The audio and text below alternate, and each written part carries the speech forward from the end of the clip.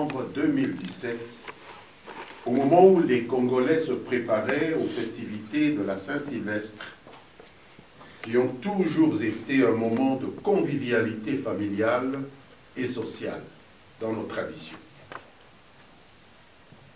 Face à la maturité du peuple congolais et à la vigilance de nos forces de sécurité, la manœuvre s'est terminée, comme vous le savez, en eau de boudin, non sans quelques incidents ici et là, sur lesquels la police nationale s'est assez clairement expliquée hier dans le style sobre qui est le sien.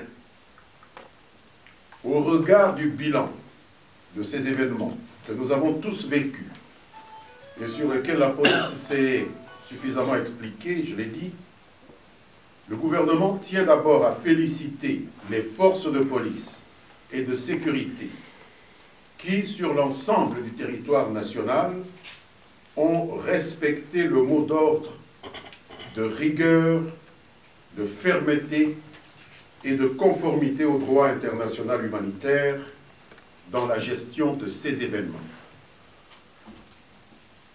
Le gouvernement note également avec satisfaction la responsabilité du peuple congolais, le sens de responsabilité du peuple congolais, qui a perdu cette crédulité sur laquelle des agitateurs comptaient pour déstabiliser notre pays au mieux d'intérêts qui ne sont pas les nôtres.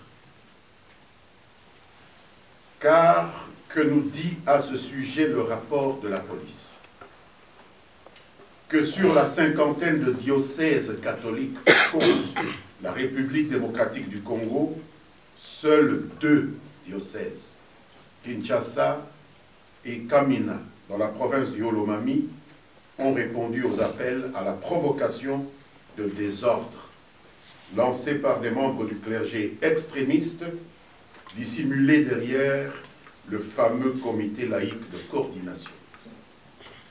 Dans les détails, dans l'archidiocèse de Kinshasa, une dizaine seulement de paroisses sur 132. Et dans le diocèse de Kamina, une seule paroisse sur plusieurs dizaines. En ce qui concerne le bilan humain, toujours selon la police nationale congolaise, 5 cas de décès par mort violente sont rapportés à la date du 31 décembre à Kinshasa et Kananga, respectivement. Mais ces cas n'ont aucun lien de causalité avec les marches anarchiques projetées par le fameux comité laïque de coordination et auxquelles les autorités locales s'étaient opposées pour des raisons très valables. Certes, il y a eu, toujours dans le bilan humain, 88 faits de troubles appréhendés, dont 77 à Kinshasa et 11 à Kamina dans le Haut-Lomami. Cependant, ils ont été tous élargis au moment où nous parlons, après interrogatoire dans divers postes de police. Ainsi donc, mesdames, messieurs de la presse, les rêves du grand soir, les rêves d'hécatombe caressés par des initiateurs de ces désordres programmés se sont écroulés comme un château de cartes. Et je voudrais, au nom du gouvernement, réitérer l'appel à témoins lancé par la police nationale à quiconque détiendrait d'autres informations relativement au bilan de ces événements, de les mettre à la disposition des enquêteurs. C'est en tout cas ce que nous attendions des autorités des diocèses de Kinshasa et de Kamina. Mais curieusement, c'est une déclaration politique d'une rare violence qui a été faite par le cardinal archevêque de Kinshasa hier à ce sujet.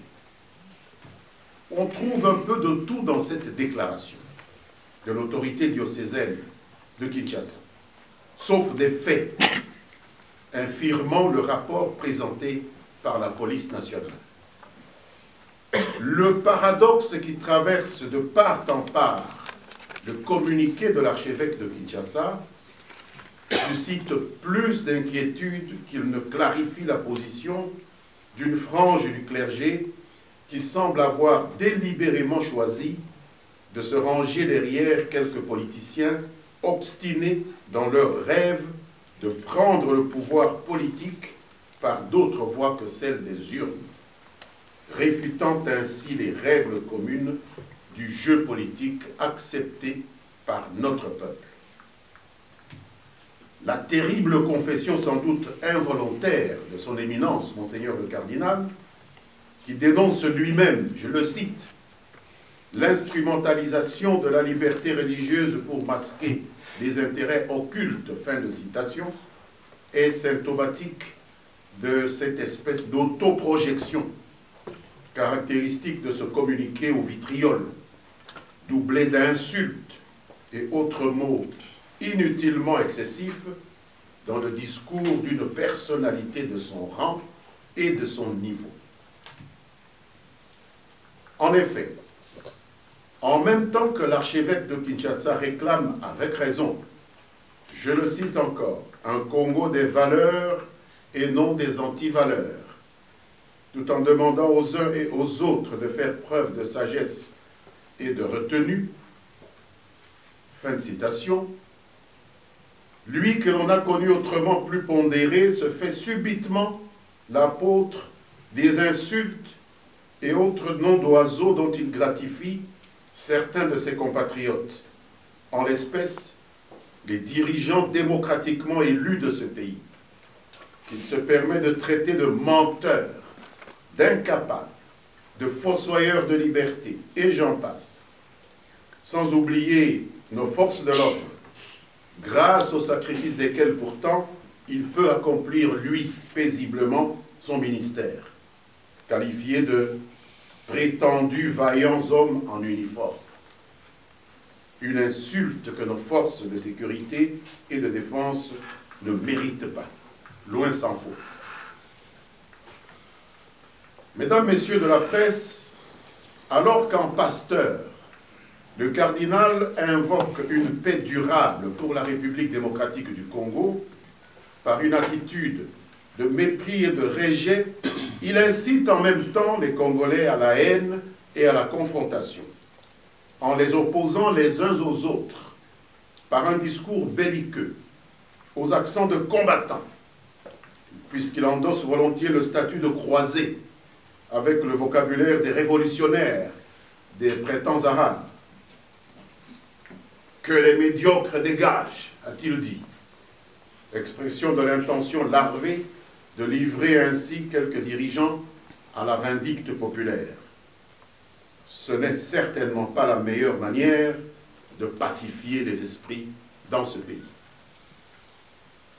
Toute cette violence verbale, gratuite, susceptible d'alimenter le climat de peur, d'énervement et d'incertitude qu'il déplore lui-même à bon escient, est la résultante d'une incitation à la désobéissance civile, à l'interdiction expresse motivée de ces marches non coordonnées par les autorités municipales qui les ont jugées inopportunes, puisque, entre autres, la raison justificative des dites manifestations, à savoir l'exigence de l'application de l'accord de la Saint-Sylvestre, était sans objet, dans la mesure où l'application du dit accord est en pleine phase de maturité, sauf pour les pêcheurs en eau trouble.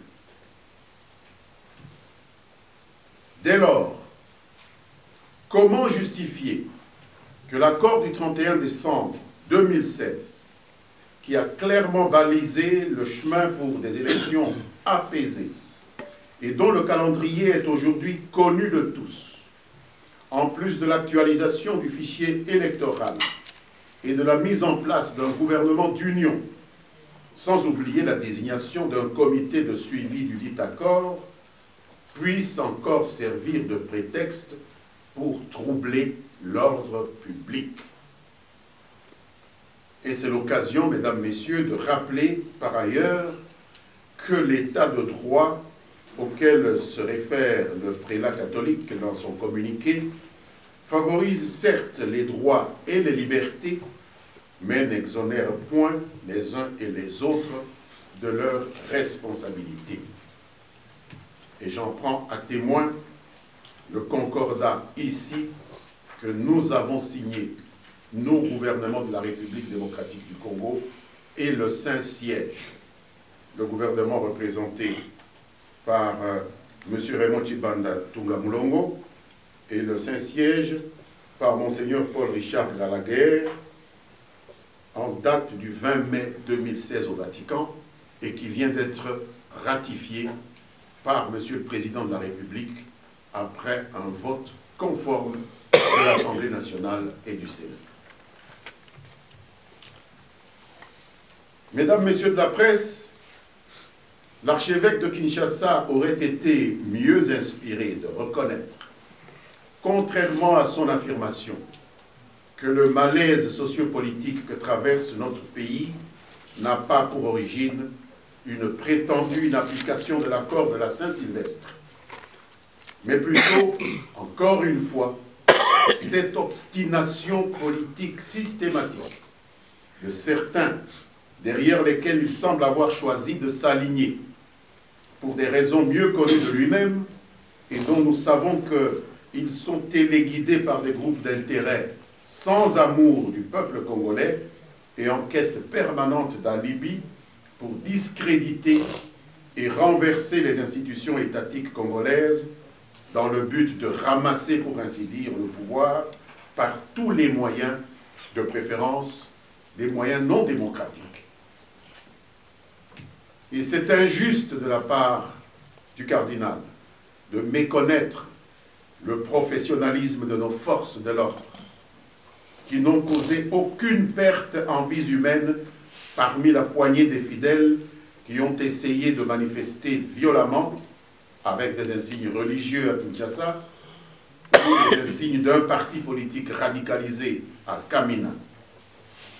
Quant aux terroristes et pillards qui ont, à leur manière, tenté d'instrumentaliser le flou que voulait créer le comité laïque de coordination le 31 décembre, c'est grâce à la bravoure de nos vaillants hommes en uniforme qu'ils n'ont pas pu s'aimer plus de désolation en ce jour fatidique du 31 décembre 2017. Leur sort mérité n'est pas à plaindre, comme l'est celui du policier Mafoufou Athanase, abattu au cours de l'attaque du commissariat de la commune, dans la commune de Massina par une cellule des terroristes Kamwina Sapo, ce jour-là, et sur le sort duquel son éminence le cardinal garde un silence assourdissant. Il est regrettable que le cardinal soit descendu dans les caniveaux en traitant ses adversaires politiques, puisqu'il veut faire de la politique, de dirigeants médiocres. De lui, on aurait attendu des épithètes plus polissées. Mesdames, Messieurs, au sujet de cette accusation grossière de médiocrité, je tiens à vous dire que le gouvernement réaffirme qu'il n'a pas à rougir du bilan de ces 2 dernières législatures, qui est globalement satisfaisant, sauf si l'archidiocèse de Kinshasa peut citer un seul domaine dans lequel le pays a régressé au cours de ces dernières 15 années, même si ce n'est pas encore la panacée. En ce qui concerne la doctrine du dégagisme, les médiocres doivent dégager, a-t-il dit, auquel il paraît si attaché, le gouvernement rappelle que les pays arabes dans lesquels il a été expérimenté ne se portent pas mieux pour autant. Il n'y a qu'à voir l'état actuel de la Libye, si près de nous, qui a perdu jusqu'à son existence, et à juxtaposer son exemple à celui de l'Égypte, qui y a renoncé après l'avoir tenté et est en pleine renaissance depuis lors, pour s'en convaincre. Donc il ne suffit pas de faire dégager des gens pour développer un pays. L'échec de la coalition de toutes les forces de l'opposition radicale au grand complet au cours de la mobilisation pour des marches anarchistes projetées le 31 décembre 2017 permet au gouvernement de prendre au sérieux la force tranquille de la majorité silencieuse des Congolais qui a refusé de souscrire au schéma insurrectionnel.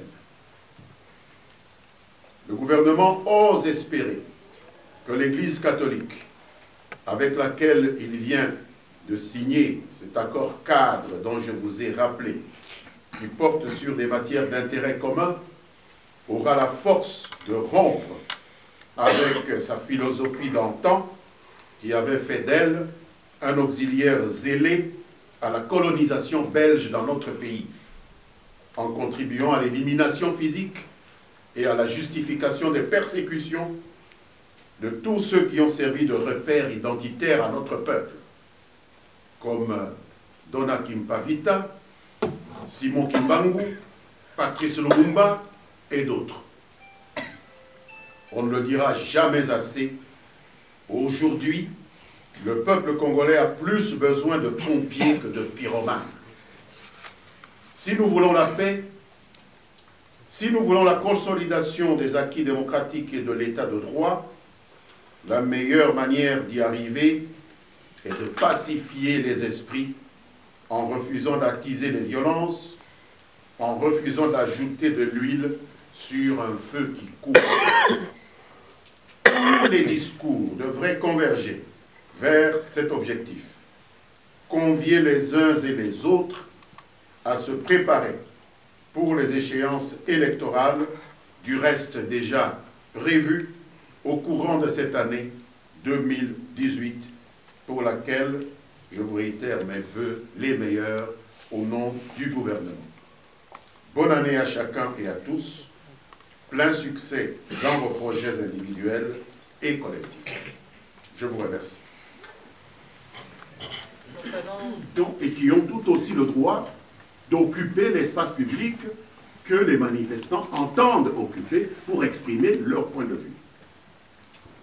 Alors, les autorités municipales ont reçu mission, de par la loi, de coordonner cette coexistence. S'il faut vous expliquer la ratio legis de ce pouvoir qui est donné à l'autorité municipale de coordonner l'organisation des manifestations, c'est le fait qu'il est important que ceux qui manifestent voient leurs droits respectés et que ceux qui ne manifestent pas voient tout autant leurs droits respectés. Il en est ainsi dans tous les États démocratiques. Nous n'allons pas inventer la roue. Je ne connais pas de manifestation qui puisse mettre dans la rue tous les 80 millions de Congolais ou tous les 14 millions de Quinois. Il y a peut-être 10 000, il y a peut-être 5 000 qui veulent manifester, et le reste, qu'est-ce qu'on en fait? Comment est-ce qu'on organise la coexistence, la rencontre entre les droits des uns et des autres? Il n'y a que l'autorité municipale qui a ce pouvoir-là. C'est de là que vient le pouvoir d'apprécier l'opportunité ou l'inopportunité. Une de vos consoeurs, le déploiement des troupes à certains points chauds de la ville, par mesure de précaution. Toute autorité gouvernementale, toute autorité municipale responsable peut prendre des mesures conservatoires par mesure de précaution dans l'intérêt de la sécurité publique. Donc cela peut se faire. Est-ce que c'est justifié? Est-ce que ce n'est pas justifié? Il ne m'appartient pas de vous répondre parce qu'il ne m'appartient pas de juger des actions que pose un collègue membre du gouvernement. Je pourrais vous demander de lui poser la question parce que c'est lui qui est compétent en matière des réseaux sociaux. Donc, cela a été coupé, il a expliqué, moi j'ai entendu, j'étais en voiture parce que j'ai entendu les explications qu'il a données, qui me paraissaient plausibles. Si les explications ne vous satisfont pas, posez-lui la question sur les raisons qui l'ont poussé à On n'a pas dit couper, j'ai entendu dire qu'il a demandé qu'on puisse réduire la vitesse de transmission de données. C'est ce qui a été dit. Ne discutez pas avec moi puisque je ne suis pas le ministre de l'Internet. Puisqu'on m'insulte tout le temps dans les réseaux sociaux, mais des Akati Internet, ce n'est pas moi le ministre de l'Internet. C'est le ministre des PTT et des nouvelles technologies. Et les raisons qu'il a données sont des raisons qui me paraissent à moi valables. Soyons honnêtes intellectuellement. Alors posez-lui la question. Est-ce qu'il a refusé de vous répondre? Posez-lui la question, il a de bonnes raisons d'avoir coupé peut-être. Et vous jugerez, comme journaliste, si ces raisons tiennent la route ou si elles ne tiennent pas la route. C'est votre travail. Ça, c'est la première chose. La présence des forces militaires habillées en police nationale. Vous êtes très fort, cher ami. Vous connaissez tous les militaires. Nous avons une armée de 150 000 hommes. Et vous les connaissez tous. J'aimerais avoir votre mémoire. Quelle mémoire phénoménale. 150 000. Nous sommes la 10e armée en Afrique. 150 000 et monsieur les connaît tous. Un militaire qui est en civil, celui-là c'est un militaire. Un militaire qui met les tenues de police, oui c'est un militaire. Non, je ne crois pas que vous connaissiez tous les militaires, c'est faux. Deuxièmement, le gouvernement peut déployer des militaires à côté de la police.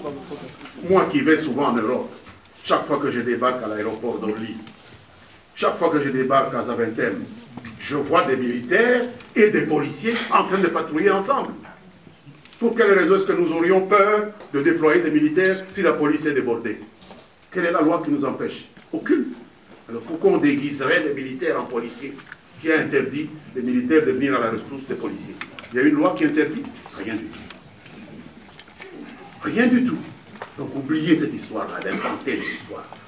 Les militaires peuvent être, et c'est même le gouverneur de province, ce n'est même pas le gouvernement central. Le gouverneur d'une de nos 26 provinces peut, lorsqu'il estime que la police qui est mise à sa disposition est débordée, recourir à l'armée pour venir à la rescousse de la police pour des raisons d'ordre public et de sécurité. C'est prévu dans la loi. Donc il n'y a là rien d'attentatoire à nos lois, à nos règlements, rien du tout. Et on n'a pas besoin de diviser les militaires en policiers, puisque même si les militaires se déployaient, il n'y a là rien qui aurait violé la loi dans ce pays, puisque seule la sécurité importe, le législateur l'a prévu ainsi, et ce n'est pas vous ni moi qui faisons la loi, c'est à l'Assemblée nationale. Allez leur demander de changer et d'interdire aux militaires de venir à la rescousse des policiers. Sinon, jusqu'à présent, les militaires ont le droit de venir à la rescousse des policiers. Vous dites que nous avons décidé, le cardinal, d'un seul nom de petit oiseau. Coup sur coup, c'est quoi? J'ai parlé de lui avec le plus grand respect. C'est une personne qui a un rang que je respecte beaucoup. C'est une personne qui est dotée d'une intelligence que j'apprécie beaucoup. Mais j'ai le droit d'émettre des critiques sur les points de vue qu'il émet. Démocratie oblige. Nous sommes en démocratie. Mais ce qu'il a fait hier, ça n'était pas correct. C'est médiocre, médiocre, ceci, prétendue force vaillante, etc. C'est des insultes. Et vous m'avez entendu l'insulter? Vous dites coup sur coup. Vous m'avez entendu répondre sur le même style? Pas du tout. Donc vous avez tout faux en prétendant que nous répondons coup sur coup. Moi, je suis allé au fond des choses. Je ne suis pas allé dans les caniveaux là pour insulter. Non, on n'est pas là pour insulter les gens. On est là pour faire réfléchir, pour faire jaillir la vérité, pour que nous nous disions ce qu'il faut pour que les choses puissent aller de l'avant. Et s'agissant de certains arguments qui ont été invoqués ici et que vous avez omis de poser comme question, puisque je vois que les services ont estimé qu'il faut couper court à cet entretien, j'ai ici l'accord cadre entre le Saint-Siège et la République démocratique du Congo, signé à la Cité du Vatican le 20 mai 2016. Et vous avez à l'article 6, paragraphe 3, une disposition qui dit ceci. Il a été ratifié dernièrement, après vote à l'Assemblée nationale et au Sénat, par le chef de l'État. les lieux de culte ne peuvent être destinés à d'autres usages, de façon permanente ou temporaire, que pour des motifs graves, et avec l'accord explicite de l'autorité diocésaine dont il dépend. Paragraphe 4. Au cas où ces lieux de culte présenteraient des risques graves et avérés pour la sécurité des personnes et des biens, les autorités civiles prendront toutes mesures de protection nécessaires, puisqu'on vous fait croire que la police ne peut pas entrer dans une église. C'est l'accord cadre entre le Vatican et la RDC. Les autorités civiles prendront toutes mesures de protection nécessaires, à charge pour elles d'avertir le plus tôt possible les autorités ecclésiastiques, c'est-à-dire l'autorité, l'évêque du diocèse et la personne directement responsable de l'usage cultuel de l'édifice en question. Est-ce que les autorités ont prévenu qu'il risquait d'y avoir du grabuge le 31 décembre dans les églises, oui ou non?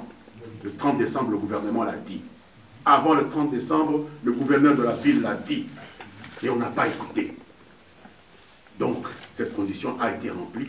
Et donc, la police, si elle a pénétré dans certains lieux de culte, n'a pas violé l'accord cadre entre le Saint-Siège et le gouvernement de la République démocratique du Congo. Et ce n'est pas l'archidiocèse de Kinshasa qui a signé cet accord, c'est le Vatican. Ok? Merci beaucoup.